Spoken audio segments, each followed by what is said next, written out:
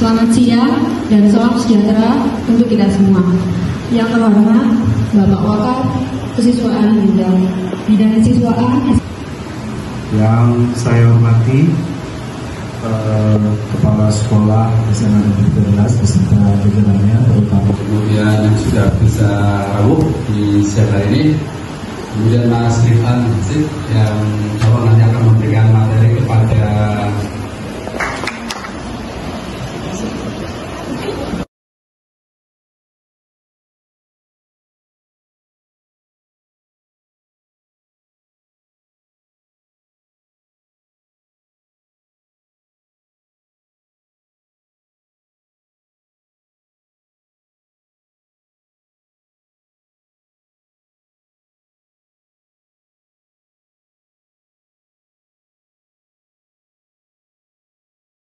Raditya Permana Putra SPD dan Ibu Nur Fadilah SPD selaku pembina OSIS SMA Negeri 13 Surabaya.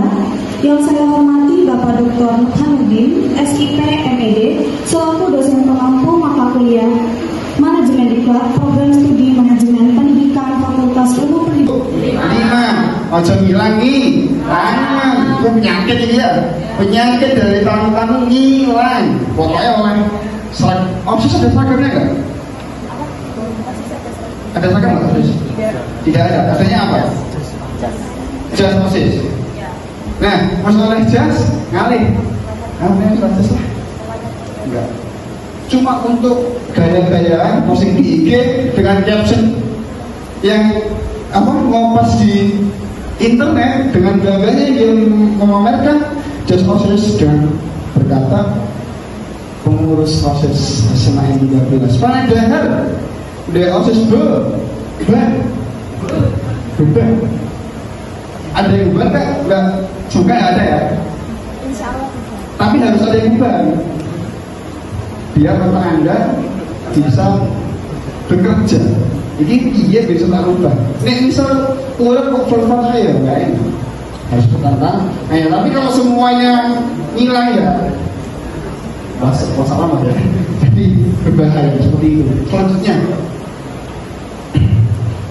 teman-teman, kita ini masuk era digital ya? Kita semua tugas, semua kegiatan itu mau nggak mau atau bisa kita katakan sebuah kewajiban untuk kita mengupload di media sosial. Ada yang futsal, championship, yang TikTok, goyang-goyang kayak gitu. Maksudnya untuk bukan goyang dalam arti yang tidak sama, bukan. Goyang yang untuk menunjukkan ada itu loh. Oke, promosi ya Allah sendiri kok goyang kok astagfirullahaladzim, insya Allah. Oke, promosi kegiatan di TikTok. Terus ada juga kegiatan yang juga dipromosikan di IG. Berarti poin utama kepemimpinan di era digital adalah apa yang paling atas, teman-teman? Adaptif. Ada nggak perubahan dari mungkin sebelum digital makanya digital dalam contoh komputer oke mbak di sebelahnya saya kira apa yang jadi ya promosinya berbeda. Oke, apa lagi? Cukup? Informasi lebih akurat, lebih luas, memudahkan. Kalau akuratnya saya sanksi, maksudnya adalah saya belum percaya karena banyak kalau digital ya. Kalau hari-hari itu banyak orang, mohon maaf di WA habis grup, akurat berapa gitu ya. Grup ya. Ada apa namanya? Info besok akan ada meteor datang gas. Nah, disebar ya waktu kejadian kiamat 2012 kalian masih mau berapa tahun? 4 tahun ya? Oh 6 tahun. Oh oke. Saya masih kelas 6 SD waktu itu. Jadi waktu sekolah itu takut saya. Komando. Waktu itu saya untuk trompetnya kan ditiup. Waktu itu anak masih kecil ya. Ternyata wah apa ya? Dengar aja. Adaptif. Setelah adaptif, kalau tahu media itu harus di-upgrade, tahu pemanfaatan media harus lebih kreatif, maka yang kedua adalah apa teman-teman? Visioner. Oke, saya mau tanya, maksud dari visioner itu bagaimana? Visioner. Oke, kebetulan silakan. Jadi maksud dari visioner sendiri yang saya tangkap ini adalah gimana kita bisa memandang secara luas untuk resiko, untuk kedepannya apa yang kita hadapi dari resiko ataupun juga dari keputusan yang kita ambil untuk kedepannya itu seperti apa. Jadi pandangan kita secara luas untuk kedepannya. Pandangan luas untuk kedepannya. Setelah ada yang pandangan luas tadi, memunculkan ada tim orang masalah dipikir solusinya, akhirnya kita akhirnya kita menjalani solusi tadi, menemukan inovasi baru yang mana inovasi itu tidak perlu sempurna. Inovasi pasti ada resikonya, muter terus. Seperti itu di proses itu kayak gitu. Awal periode semangat, tengah periode kalau misalnya ngantuk ya, akhir periode baru atau malah enggak, saya nggak tahu juga ya. Karena saya dulu waktu dari posisi SMP dengan anggota yang 50 di Pondok Pesantren, anggotanya cowok semuanya, sejak kegiatannya datang hanya 25 paling banyak. Tapi kalau aku makan yang datang 60, padahal anggotanya cuma 50. Dari manakah sebelumnya? Saya tidak tahu, pokoknya saya ada seperti itu. Jadi harus ada kegiatan yang mau mengarengi nama. Cuman resikonya adalah sudah banyak pesaing teman-teman, kita akui banyak awal kemunculan COVID banyak seminar sama ya. Semua FOMO ngikutin. Yang awalnya bisa menjadi perputasan 1000 tiba-tiba cuma 100 karena bosen. Ketika ada offline berbondong-bondong banyak yang kayak konser, kalau konser pasti datang ya karena banyak orang. Dan itulah adaptasi dari perubahan yang awalnya mungkin offline menjadi online lalu kembali ke new normal seperti itu. Selanjutnya dari itu teman-teman untuk era digital ada adaptif, teman-teman harus visioner karena di setiap visi yang teman-teman jalankan nanti akan ada risiko yang membuat teman-teman harus adaptasi lagi dengan keadaan yang ada di situ seperti itu. Lanjut. Oke. Kemampuan ada 21. Ini lebih kepada soft skill, bukan hard skill ya. Soft skill. Berbicara semua orang bisa, tapi nggak semua orang bisa berkomunikasi. Saya dan teman-teman semuanya apakah sudah masuk komunikasi? Udah. Kok bisa? Ada interaksi antara pembicara dan juga audiens. Kalau satu arah namanya khotbah. Kalau hanya satu arah maka bertepuk sebelah tangan, bukan komunikasi. Jadi putus gitu. Ya. Komunikasi nggak hanya sekedar ngobrol ya. Ngobrol dengan orang banyak apakah perlu kemampuan teman-teman? Perlu nggak? Oke. Tapi satu hal selain kemampuan, apakah yang perlu kita persiapkan kalau mau berkomunikasi dengan orang banyak? Tapi tujuan yang lainnya, kepercayaan diri yang lainnya, betul maksudnya, betul kan? Maksudnya yang lainnya ada lagi nggak? Oke, saya beri analogi. Nanti silakan apa itu kebutuhannya. Ada seseorang yang pintar main futsal. Di Dia MVP istilahnya, so Maples itu MVP ya, MVP, so Indonesia. Dia skillnya bagus. Setelah turnamen yang di MVP itu, dia istirahat 6 bulan. Masuk bulan ke-7 dia disuruh tanding lagi. Pertanyaannya, apakah kemampuan dia akan sama dengan yang awal tadi? Kenapa enggak? Berarti kalau komunikasi harus bagaimana teman-teman? Latihan atau terbiasa. Persetan dengan orang yang bilang kita gendut kalau kita ngobrol di depan cermin. Itu latihan untuk berkomunikasi. Kemampuan boleh sama, tapi yang namanya orang kalau udah dilatih pasti berbeda. Melatih 1000 tendangan 1 kali dengan 1 tendangan 1000 kali menjadi tinggi. Satu tendangan 1000 kali. Nah, tapi orang itu nggak bisa tendang karena kita kabur. Ketawa ya, ikut coba masuk Pak. Serius. Sebelum masuk ke selanjutnya,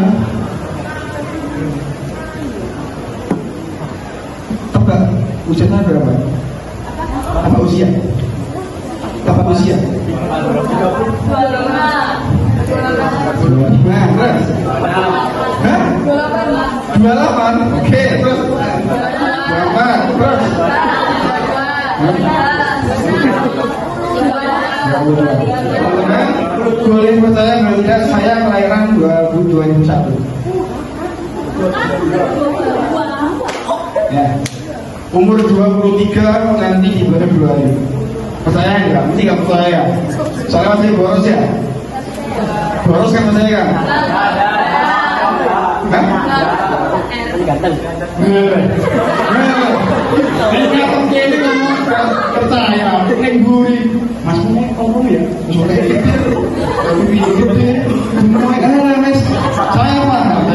Sebelum saya isi di sini, saya isi di Unusa, di Fakta Indonesia itu saya suruh nebak tanggal tahun lahir.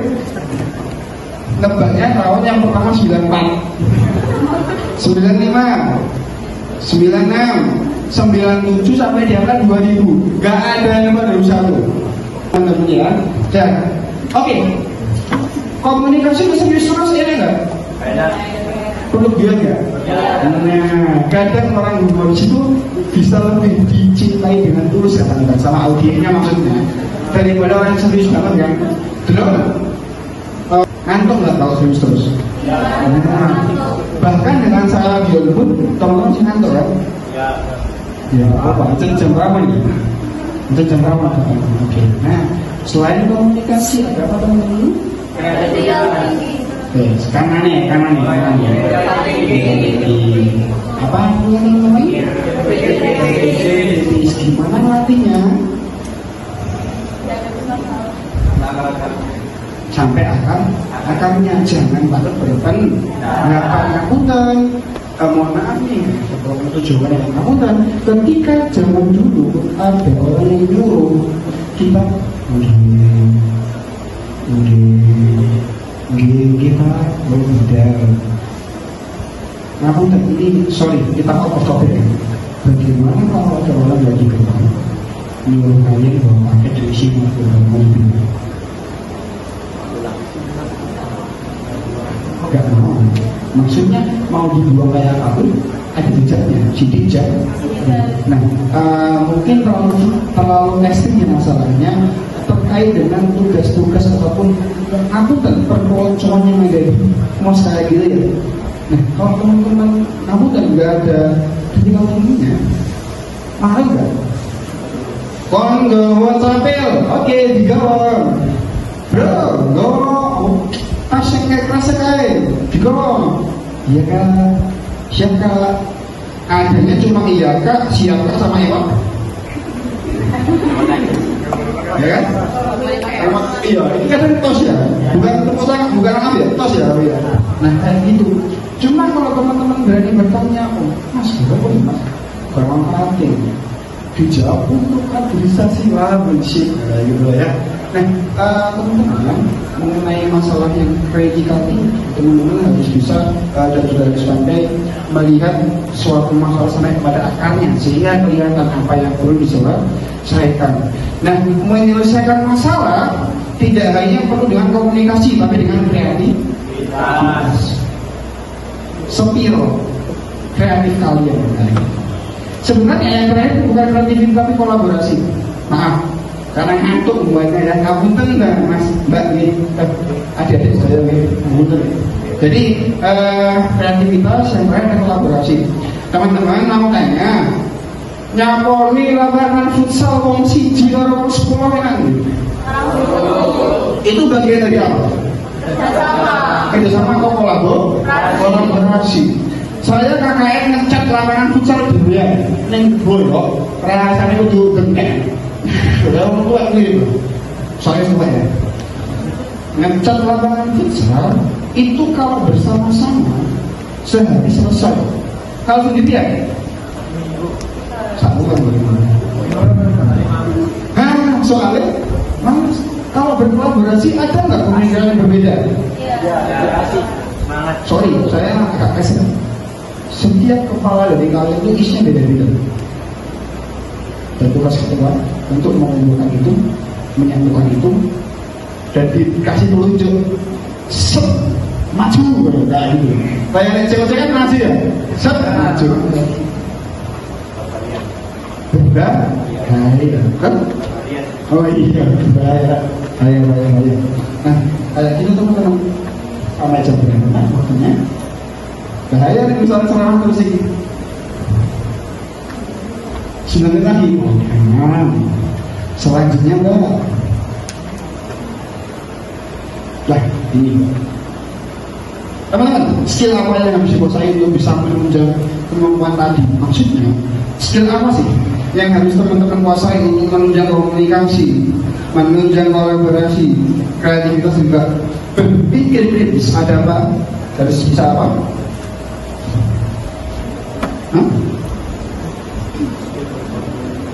Ya, skill komunikasi namanya apa?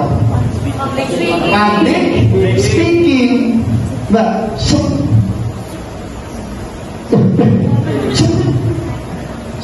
nah, pelan aja. Public speaking. Public speaking tidak melulu berbicara, tapi berbicara itu pasti bagian dari apa? Public speaking. Mas nanti ini, nanti ya nanti. Mas, kok isu macam ini? Aku juga kan. Semua terjadi secara alamiah atau bagian dari itu. Nah, itu faktor yang lainnya. Oke, kita bahas ini, Mbak. Nah, oke. Leader dan juga anggota itu bisa berhubungan karena apa? Anggota itu siji pakai banyak. Apakah caranya berkomunikasi anggota satu dan yang lain beda atau sama? Maka perlunya kemampuan public speaking. Lanjut. Public speaking adalah seni berbicara di depan umum dengan tujuan menyampaikan pesan, mengedukasi atau memotivasi. Public speaker bisa ditemukan di berbagai bidang seperti politik, seni, pendidikan dan juga hiburan. Ini pengertiannya. Next. Tak tanya penting nggak? Kok bisa? Jawaban? Hah? Bahasa tubuh, berarti penting. Oke, ini. Jawa nggak apa-apa, tapi ngomong Jawa halus. Gimana? Berarti lanjut saya kok. Jawa saya. Oh siap. Oke. Biar mempengaruhi audiens. Mempengaruhi, kalian dapat mempengaruhi. Tapi insya Allah saya tidak membawa ke jalan yang sesat ya. Insya Allah. Saya bukan Mas sudah setuju saya bukan apa tuh? Nah, tentu nggak setuju. Karena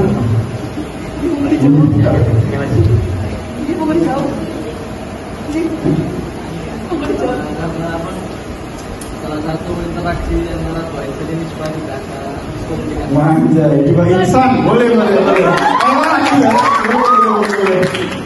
Nanti nggak, senang semenit nanti nggak, karena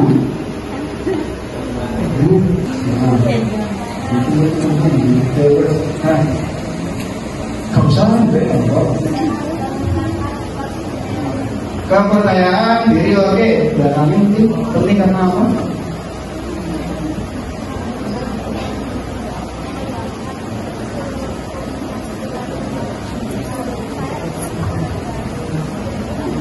Oke, belakangnya setelahnya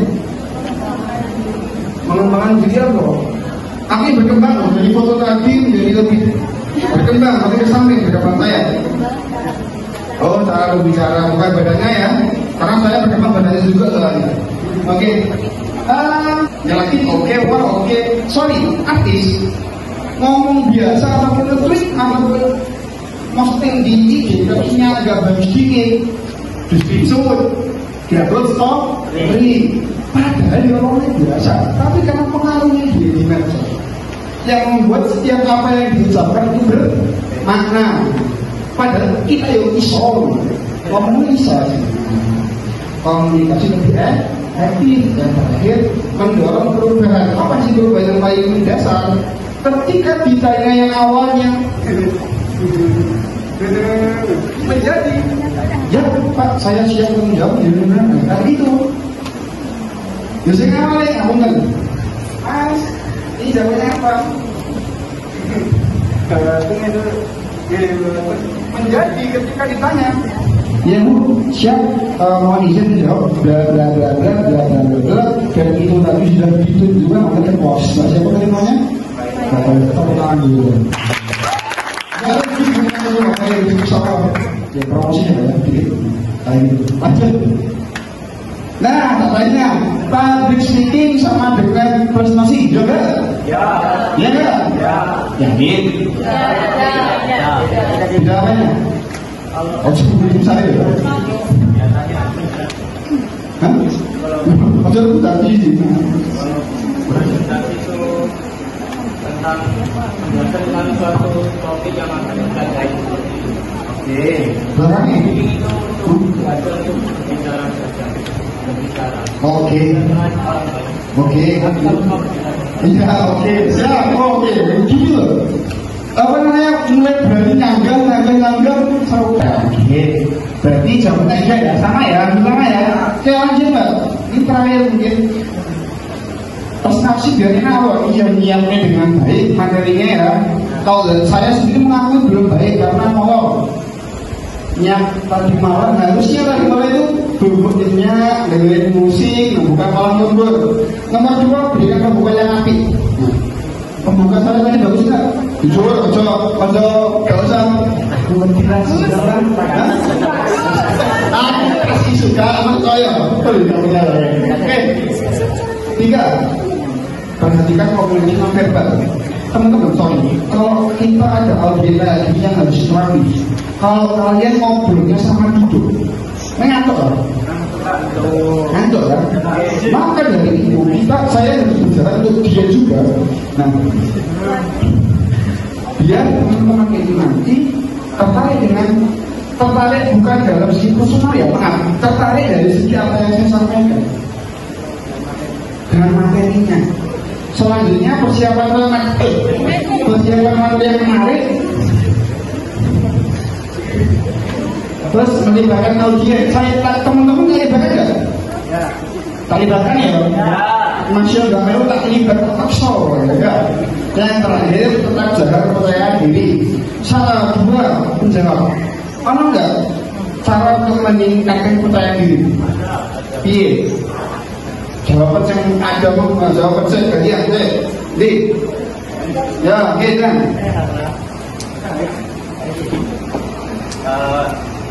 Kepercayaan diri itu muncul ketika kita sudah mulai terbiasa dan terlatih kan. terbiasa kan, latih terus langsung. Oke, pernah mau nggak? Pernah nggak? Pernah. Di sini ya? Iya. Sampai masuk di sini ya? Oke, yang sebelah sini. Ya, silakan. Nggak diingat, oh ya boleh.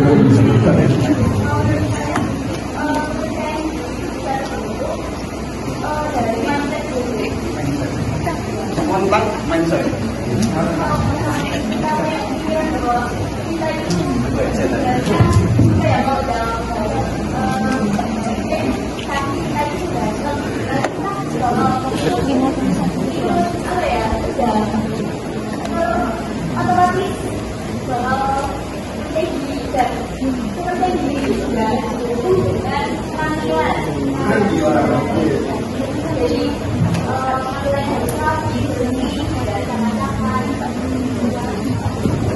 Oke, sama-sama. Berarti semuanya mendukung, harus berlatih, harus sesuai dengan apa yang mungkin dipakai dengan mindsetnya terkait dengan apa yang pembicara miliki, biar dia lebih percaya. Menurut teman-teman, dari 3 pilihan, orasi, ceramah, dan juga memberikan materi, saya termasuk di yang mana? Jadi orasi enggak, saya enggak yang saudara mau yang enggak, Jawa halus, mas Jawa top ini kan, mas Jawa, saya tingginya 175. Ya kita kali. Nah, masuk ceramah apa materi? Sejujurnya saya ceramah enggak? Serius. Jadi gaya public speaking saya adalah ceramah. Kayak gitu. Ya masyaallah muslimin, insyaallah lah kayak gitu. Jadi serius saya lebih ke, kalau sini tadi materi ya. Kalau sini kayak apa ya? Materi ceramah. Materi. Ceramah plus materi. Kayak ustaz aja. Amin. Teman-teman, itu mungkin dari saya. Pengalaman juga mungkin nggak banyak-banyak amat ya. Jadi cukup ke OSIS di SMP. Waktu aliyah saya sudah nggak minat di OSIS karena wis bosen. Terus mau pramuka itu saya takutnya cuma satu, disuruh ambil selendang itu deh. Udah, saya paling takut, saya tidak mau, tidak bisa. Saya tidak bisa. Saya ceritanya tidak bisa. Akhirnya pilih PNR. Waktu SMA saya jadi PNR.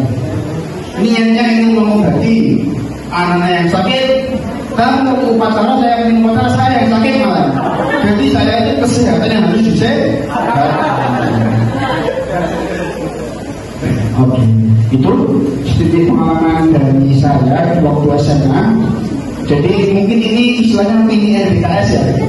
Mini RDKS, kalau nanti ada RDKS lagi berarti yang akbar RDKS-nya. Mungkin dari saya cukup, tanya jawab saya serahkan ke moderator. Teman-teman mungkin bisa memberikan tepuk tangan.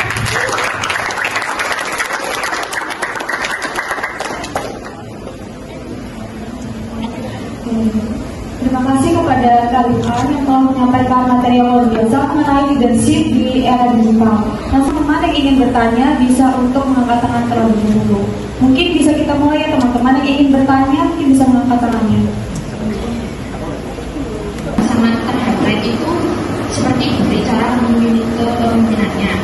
Mungkin pemimpin yang terdahulu tapi yang lalu itu menurut saya tuh sedikit lebih senioritas dibandingkan sekarang, dikarenakan dalam suatu organisasi atau suatu kelompok di masa dahulu itu masih caranya ketua jika salah satu anggotanya atau anggotanya ada yang merasa tidak nyaman dalam suatu organisasi tersebut. Terima kasih. Dulu gimana? Jadi mau wakil nggak bisa soalnya. Jadi dulu karena usia SMA, jadi saya kasih pengalaman yang bisa teman-teman nanti ambil kesimpulannya. Saya itu menjadi ketua OSIS karena terus gak masih nyanyi. Berarti apa? Terpaksa. Nek terpaksa itu langsung mantoi ya. Oke.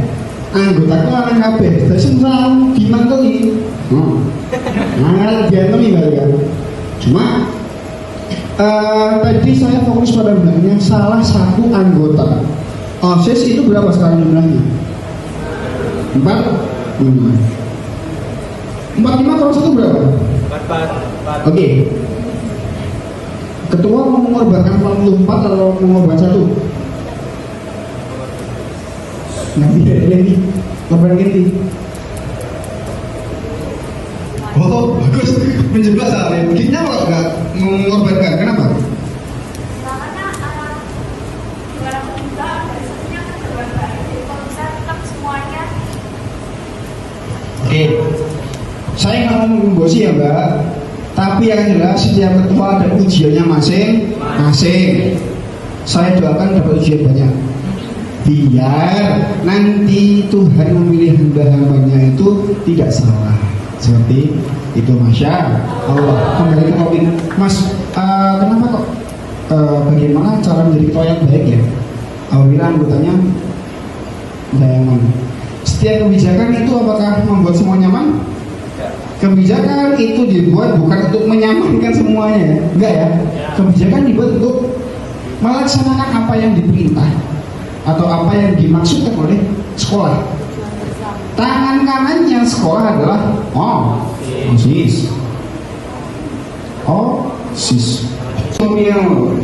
Dilusukan dari dilusus. Digeser-geser. Ketika udah habis, kan? Bagus kita pernah ada itu. Saya pernah mendapatkan anggota seperti itu, bilang bulan, tajak kopi.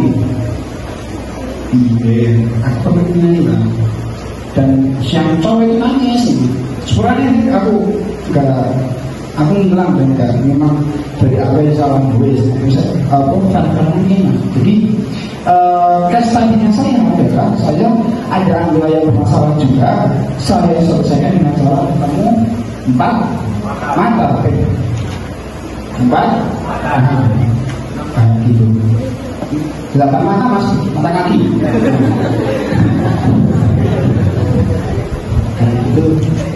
Itu mah ya, jadi masalah simpel gitu, mengajar orang kayak gitu. Baru kalau ada yang diperlukan dari teman-teman yang lain, nah manusia, kayak gitu. Itu gosip itu mulai ke berapa, sih salah, mulai nomor saya tuh. Nggak bisa ketua itu orang yang tidak, sorry maaf, masih berhasil yang dibangun dan sekolahnya. Kalau yang salah siapa? Ketua siapa tidak ya? Begitu. Lanjut.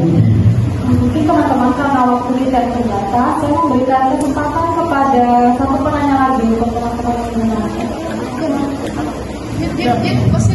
Ya, perkenalan, saya Sabrina Rosi. Saya mohon izin bertanya Kak, bagaimana cara membentuk karisma dan wibawa dari seorang pemimpin agar anggotanya itu tidak semena-mena terhadap pemimpin tersebut. Kemudian caranya buat mengambil jalan tengah dengan baik dan benar dan bijaksana itu bagaimana? Baik, itu saja. Terima kasih Kak. Oke, Mas lagi. Dengan Praino sebagai bendahara MPK, maaf ini di luar topik ya. Bagaimana cara kita untuk membagi waktu antara keaktifan dalam berorganisasi sama mengembangkan bakat-bakat kita di luar sekolah. Terima kasih. Oke, sama-sama. Lalu dulu ya. Karisma, aura itu adalah pemberian dari turun. Sorry ya, bukan yang mau jawab, tapi mau dikatakan apa lagi atau apapun, namanya karisma adalah pemberian, kecuali karismanya itu begitu ya.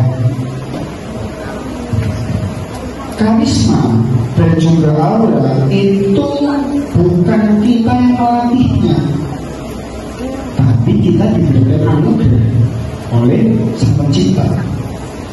Terlepas dari bagaimana teman-teman melatih, itu sudah menjadi faktor X atau faktor yang berbeda.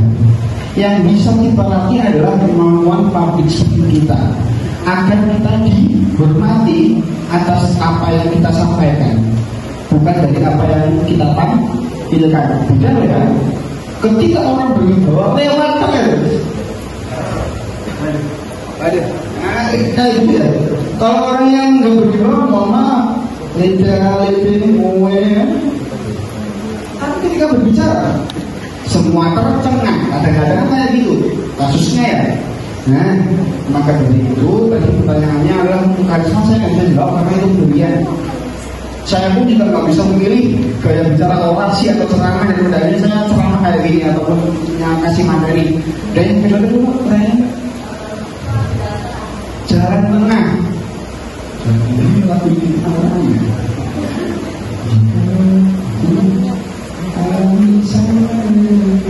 Nah ini ya. Itu dia, jalan tengahnya adalah pahami masalahnya. Ketua kan netral lagi harusnya ya. Saya dulu masalahnya nggak boleh menjudge dan juga tidak boleh untuk menghakimi. Praktek bila prakteknya kita nggak bisa menggunakan teori, karena ada yang di lapangan itu berbeda. Masalahnya kayak pucuk sih, kesana pucuk enggak sih enak ya masalahnya. Mikir kadang-kadang depresi dan aduh sakit lah gitu. Maka dari itu satu-satunya jalan adalah cari forum. Kalau memang ada dua orang yang berisi pendapat, pertemukan, yang lainkan, fair-fairan gitu. Ini gak gelut ya Pak, sorry. Tapi bos aku kan lain-lainkan berarti. Fair-fairan lah ya. Atau pindah-pindahan ya. Mana ya? Lain-lainkan kembali. Setelah bertemu, kalau memang belum ketemu solusinya, ya, saya udah bilang bahwasanya apabila kita mengorbankan satu itu lebih baik daripada mengorbankan banyak, maka ya sudah, korbankan satu itu. Dalam arti korbankan itu bagaimana? Wis dijak api-api gak iso, wis diajak damai gak bisa, tidak bisa. Ya wis di daripada jadi penyakit. Nek dibiarkan itu toksik gak? Ya, bisa gitu. Itu adalah perjudian ya, gambling ibaratnya ya, perjudian. Dia milih dikeluarkan apa dipertahankan. Dan kalau masalah bagi waktu, iya ya apa sih? Teorinya adalah dituliskan kegiatannya. Teorinya ya. Kenyataannya delok kasur kalau gaya magnetik tinggi. Antara dua kutub yang berlawanan maka saling tarik menarik. Ketambahan ada gaya magnetik dari zat S, zat selimut, zat B bantal, zat G kuning. Maka berkumpullah semua gelombang magnetik dalam bentuk tempat bertemu akhirnya. Nah, itu teorinya, praktiknya sulit. Oke, nek memang nggak dilakukan itu berat. Memang harus dilakoni apa nih? Prioritaskan dulu apa yang dikerjakan. Tetap kalau banyak kegiatan ada yang harus dikorbankan, kayak gitu. Pengen musik, korbankan tangan untuk berdarah untuk main gitar. Pengen main keyboard, korbankan tangan untuk eating. Kayak gitu. Betul gas, tangannya kediam. Organisasi siap waktunya disita. Terus kalau mau berjalan di luar harus siap capek secara materi dan juga mental plus fisik. Pesan dari saya mungkin sebelum kalau ada nanti case tadi, organisasi rawan cinta loh kasih. Oke, kita kasih tahu aja. Sekelas saya dia ketua OSIS di SMP dengan anggota yang semua cowok, itu saya masih bisa berkomunikasi dan saya disukai sama cewek di pondok. Dengan berbeda ya, info dari mana saya tidak tahu. Moro-moro pas ke pondok putri, Mas Hati kayak gitu loh. Nah, berbahaya. Jadi, kamu mau berbahaya cuma lokasi di OSIS, kamu yang pacarnya, mohon maaf ini nggak baik ya, tapi jangan jauhkan. Kalau memang ada yang pacaran di dalam organisasi, terus kalau putus, bahaya nih kaum pengaruh gitu, berbahaya. Nih gak damkar gak iso. Nah, nih gak damkar gak ngatasin. Ya, jangan cinta. Lepaskan saya.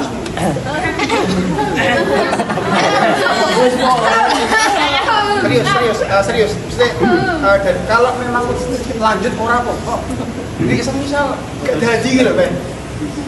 Ini yang dari Bu anggap semesta, tentang bumi lah.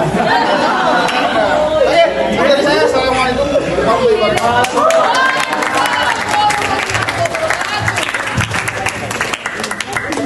Teman-teman, tadi seperti yang sudah disampaikan Karimah, bahwa materi dan praktek itu berbeda. Jadi untuk memantapkan materi yang telah diberikan oleh Karimah, kita akan melakukan studi kasus. Nah, nanti dalam studi kasus ini teman-teman akan praktek secara langsung bagaimana cara presentasi yang baik. Nanti teman-teman akan dibagi menjadi 5 kelompok. Satu kelompok itu isinya 9 anak.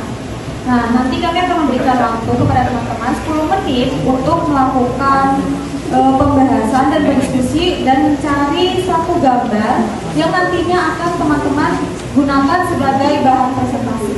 Mungkin operator bisa menunjukkan contoh gambar yang bisa teman-teman gunakan. Sambil menunggu gambar, maksudnya adalah teman-teman pernah tahu Steve Jobs nggak? Enggak. Nice, sing gue iPhone gitu. Oh ya. Nah, bener kan Steve Jobs kan ya? Nah, dia presentasi itu hanya dengan gambar atau perwak. Apa perwak kan? Itu bisa menarik audiens yang banyak. Nah, maka carilah gambar, lalu presentasikan gambar itu. Contoh,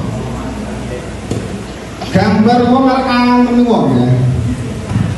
Mungkin kamu seperti reporter atau presentator menanyakan bahwasanya, nah terkait teman-teman, kita ketahui bersama bahwa di dalam dunia pendidikan itu tidak boleh ada perbudian. Nah, maka dari itu perbuatan seperti yang digambar ini tidak diperbolehkan dan tidak boleh dilakukan. Karena apa? Nah, kayak gitu. Paham nggak maksud saya? Paham ya? Oke, aman? Ya, untuk siapa harus bisa paham, harus paham ya. Untuk siapa paham, kan? Santai, sedikit tenang, tidak terlalu serius. Oke, paham ya? Nah, itu kan enak, gitu ya. Oke, ngerti buatan nyampe kayak gitu. Nah, oke. Selanjutnya kamu ditarik kembali dengan sorry.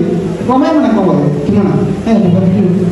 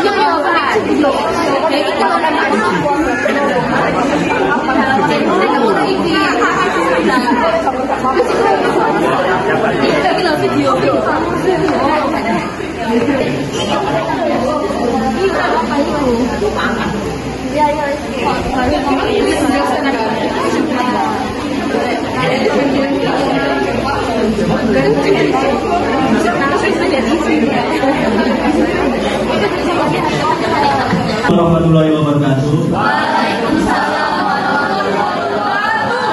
Jadi di sini kami dari kelompok 3 akan menjelaskan tentang gambar yang kami share ke grup.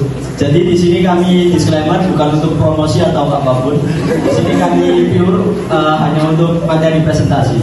Jadi di sini kami mengambil gambar yaitu kaleng kongguan.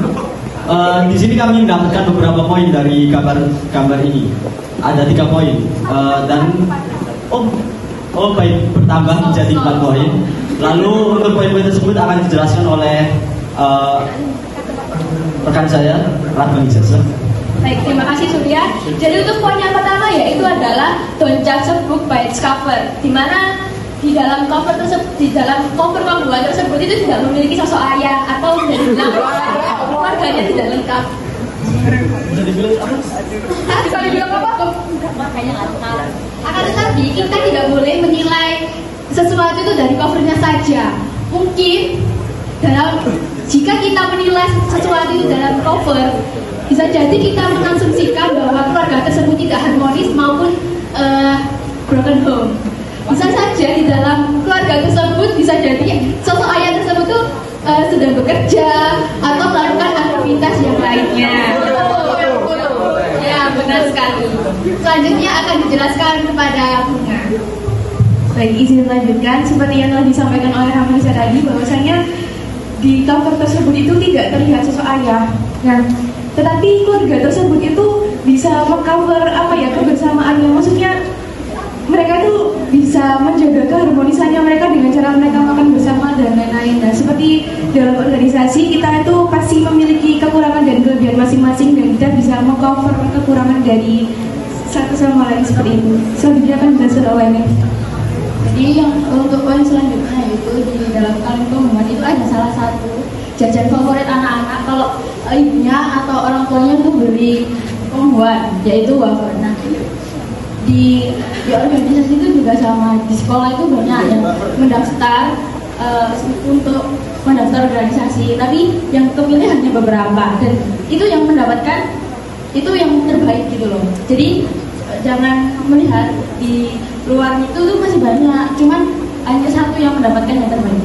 Ya, contohnya dia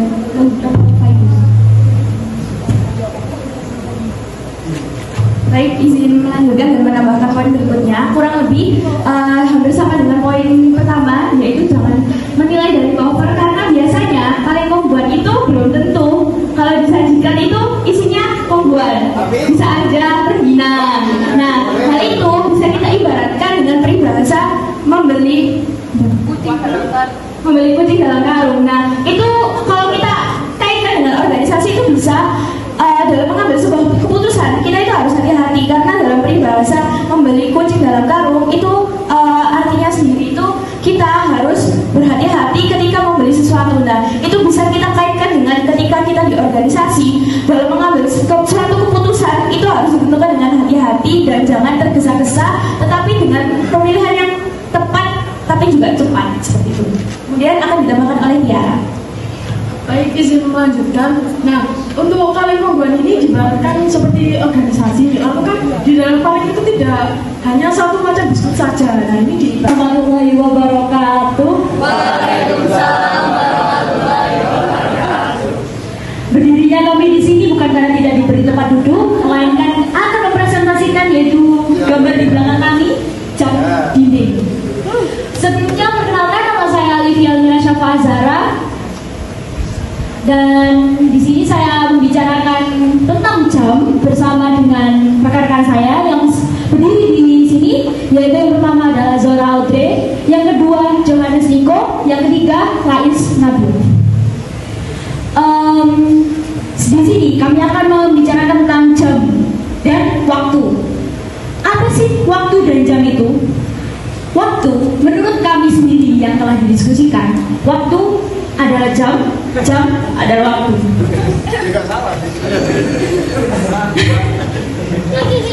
Menurut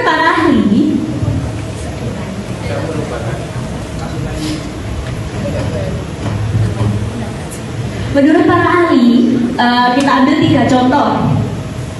Waktu adalah sumber daya yang paling berharga yang tak mungkin tergantikan serta tak mungkin disimpan tanpa digunakan, menurut Muhammad Abdul Jawad. Yang kedua, mungkin tadi bisa memberikan penilaian kepada kelompok yang baru saja maju. Kalau presentasi misalkan blank kelihatan nggak?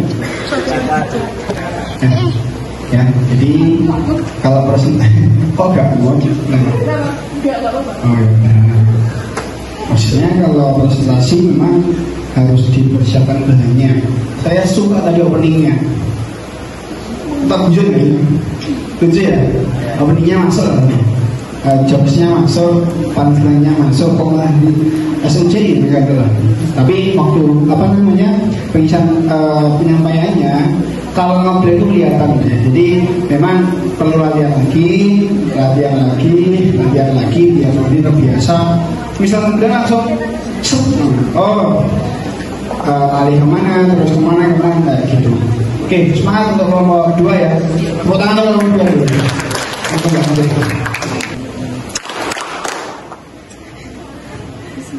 Upin kawan-kawan. Assalamualaikum.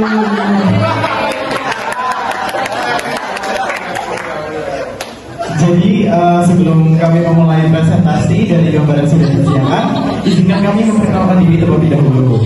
Perkenalkan, nama saya Vicky Armanda Aryono, selaku Koarsek 4. Saya Aida Ikanila Bibarahania, selaku Koarsek 5. Jadi di sini kami akan mempresentasikan tentang gambar yang telah kami cari dan kami temukan informasinya. Untuk gambarnya sendiri ada di belakang layar itu ya. Kami memilih gambar yang di bawahnya itu terdapat komentar-komentar dan komentarnya itu berkebalikan. Di sini tahu nggak kenapa komentar-komentarnya itu berkebalikan? Karena satunya cantik. Tepat sekali. Jadi di sini kita akan bahas tentang beauty privilege. Nah, dari gambar tersebut di keduanya itu sama-sama melakukan tindak kejahatan, namun pendapat dari masyarakat, komentar-komentar dari masyarakatnya itu berbeda, sangat berbanding terbalik. Untuk yang gambar di sebelah kanan, itu komentar-komentar masyarakatnya itu justru sedikit mendukung dari pelaku yang melakukan kejahatan.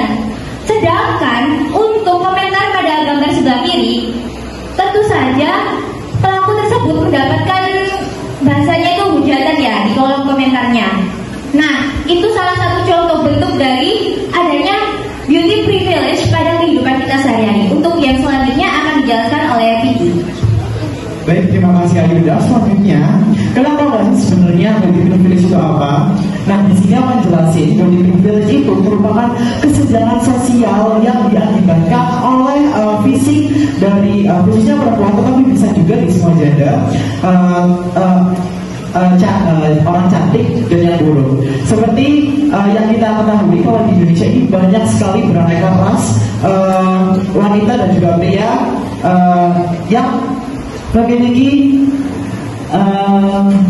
visualnya masing-masing. Tetapi di sini di Indonesia sendiri ada keadaan fisik yang dianggap menarik seperti itu. Ya, jadi dari awal sampai tengah sampai akhir itu benar-benar punchline-nya udah diperkirakan, materinya udah disiapkan dengan baik, dan mungkin begitulah bagaimana mempresentasikan sesuatu tanpa rasa bosan. Terima kasih kelompok 5. Tepuk tangan kelompok 5. Oke, selanjutnya. Assalamualaikum warahmatullahi wabarakatuh. Baik, teman-teman sekalian dan juga kakak-kakak, kali ini kami akan mempresentasikan tentang Palestina. Nah, karena topik ini merupakan topik yang sangat penting. Jadi kalau bisa nanti selama kami presentasi sampai selesai, tolong jangan kedip ya. Jangan kedip. Oke, langsung saja dimulai dari rekan saya, Zahra.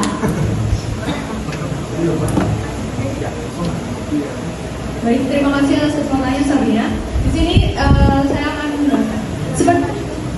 Seperti yang kita tahu, berita yang sedang beredar di media sosial sekarang ini yaitu tentang konflik antara Israel dan juga Palestina. Di mana Israel ini menyerang Palestina dengan cara melakukan pengeboman dengan alasan karena ingin merebut jalur Gaza. Dan Israel ini melakukan pengeboman dengan mengutamakan mengebom ibu-ibu dan juga anak-anak dengan alasan kan ibu-ibu itu dapat melahirkan dan juga meneruskan keturunan. Jadi supaya penduduk di Gaza atau Palestina ini tidak bertambah. Pada akhirnya Israel ini melakukan pengeboman dengan mengutamakan ibu-ibu dan juga anak-anak. Selanjutnya akan dijelaskan oleh rekan saya yaitu Marsa. Baik, terima kasih atas kesempatannya. Saya izin melanjutkan. Dari peristiwa tersebut, salah satu yang terlibat adalah anak kecil. Jadi di mana itu Israel itu banyak mengebom anak kecil. Jadi anak kecil itu meninggal dan ada juga anak yang prematur. Jadi jika anak itu prematur kan membutuhkan inkubator, di mana inkubator itu membutuhkan listrik. Nah, listrik itu kan, mohon maaf, dan di mana listrik itu dimatikan. Jadi pengobatan untuk anak-anak tersebut itu terhambat karena listrik itu dimatikan. Jadinya itu kita tuh harus saling melindungi, peduli, dan menyayangi sesama umat manusia meskipun itu anak kecil atau orang dewasa. Dikumur dikunyah. Assalamualaikum semuanya. Ya, jadi saya Pramusiwa Syifa bersama teman-teman saya akan menjelaskan gambar yang ada di depan. Gambar kita akan menjelaskan mengenai mental health. Mental health sendiri sangat penting kita perhatikan untuk kenyamanan diri kita sendiri. Lalu mental health itu bisa kita lakukan dengan cara berada di lingkungan yang positif, bukan di lingkungan yang toksik seperti itu. Selanjutnya akan disampaikan oleh teman saya Farah. Baik, terima kasih Pramusiwi. Selanjutnya adalah seperti yang ada di gambar. Di gambar sendiri dijelaskan bahwa ada seorang laki-laki membawa dua topeng, yang topengnya sendiri dengan topeng tersenyum dan merengut. Dalam artian kita, jika sudah melakukan profesional kerja atau di suatu lingkungan atau sekarang disebut dengan organisasi, kita harus tahu bagaimana caranya kita menempatkan diri kita, memprofesionalkan diri kita juga, di mana kita harus tetap tersenyum, harus tetap profesional di semua agenda-agenda di organisasi. Pasti semua dari teman-teman semua mempunyai beban pikiran masing-masing, dan pasti dari teman-teman semuanya juga mempunyai masalah dan seperti problem masing-masing. Tetapi jika sudah memasuki dunia kerja atau profesional kerja atau ketika agenda-agenda kerja itu tetap harus profesional dan tetap tersenyum, tetap menjadi profesional kerja seperti itu. Dan selanjutnya akan dilanjutkan oleh Sekar. Baik, terima kasih. Izin melanjutkan. Jadi intinya di dalam organisasi itu kita harus, kalau sudah terjun dalam suatu organisasi, kita harus senang melakukannya gitu loh. Dengan kita senang melakukannya dan kita tidak berat hati untuk melakukannya, kita tidak akan merasa capek dalam suatu kegiatan tersebut. Seperti itu. Berikutnya akan dilanjutkan oleh Izin melanjutkan. Nah, saya setuju dengan pendapat tiga teman saya yang barusan dibicarakan, yaitu permasalahan dalam mental health dan juga bagaimana cara menyelesaikan masalah mental health di dalam berorganisasi, yaitu dengan cara senang. Nah, ini pengalaman pribadi saya dalam waktu pertama kali mengikuti OSIS. Mohon maaf sebelumnya saya kan tidak pernah mengikuti OSIS, jadi saya tidak tahu apa itu cara bekerjanya OSIS. Jadi terkadang saya sampai di rumah sampai stres sendiri, sampai nangis-nangis sendiri, mempalai. Materi yang luar biasa terkait leadership di era digital. Sebelum saya menutup pemaparan materi pada hari ini, izinkan saya menyampaikan beberapa kesimpulan dari materi ini. Jadi di mana teman-teman seperti yang sudah dijelaskan sebelumnya oleh Kak Arifan, bahwa seorang pemimpin di era digital itu harus adaptif terhadap perubahan yang terjadi. Mengapa harus adaptif? Karena seorang pemimpin ini kan tadi yang seperti dikatakan memiliki pengaruh yang besar, membawa pengaruh kepada anggotanya. Jadi sebagai seorang pemimpin harus mampu adaptif di tengah perubahan zaman, terutama perubahan teknologi, perubahan digital, era digital 21st century yang sedang kita hadapi sekarang ini. Jadi pemimpin itu harus memiliki kepekaan yang lebih tinggi daripada anggota-anggotanya. Terima kasih kepada Kak Arifan yang telah menyampaikan materi yang luar biasa. Mungkin teman-teman yang ingin bertanya, yang tadi belum sempat bertanya, bisa mencatat kontak dari Kak Arifan. Di situ ada nomor handphone, kemudian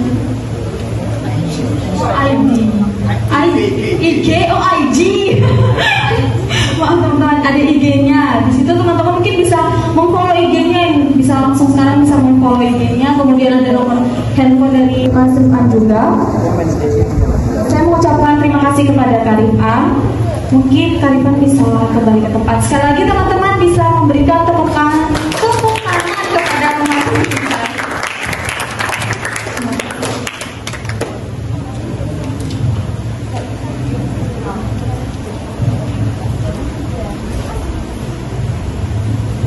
Tidak terasa teman-teman, materi kita mengenai leadership telah berakhir. Saya mengucapkan terima kasih kepada Kak Rifan Haji yang telah menyampaikan materi yang luar biasa pada hari ini, serta kepada teman-teman semua yang telah mengikuti pemaparan materi dari awal hingga akhir dengan baik. Saya Marisa Sinwidani, selaku moderator hari ini pamit undur diri. Mohon maaf atas segala kesalahan, kekurangan, dan selama pemaparan materi ini. Assalamualaikum warahmatullahi wabarakatuh. Saya kembalikan kepada MC. Pandu jalannya penyampaian materi, dan juga kami ucapkan terima kasih banyak kepada Kak Rifan yang telah menyampaikan materi dan berbagi ilmu kepada kita semua. Selanjutnya adalah penyerahan sertifikat kepada pemateri yang akan diserahkan oleh Saudari Putri Maulidatul Hasanah selaku Ketua Pelaksana. Kepada Kak Rifan dan Kak Putri kami persilakan untuk maju ke depan. Terbaik yang tadi sudah memaparkan hasil diskusinya. Untuk perwakilan kelompok 5 dan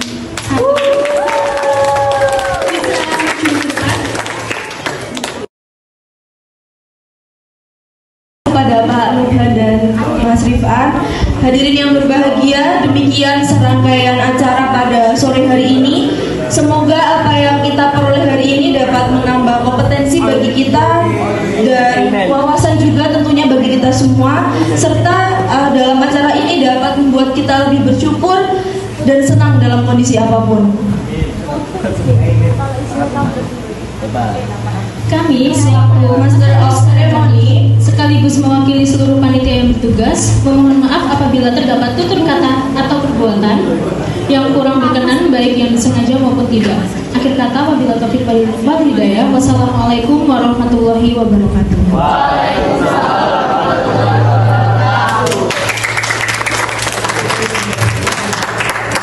Mohon izin diharapkan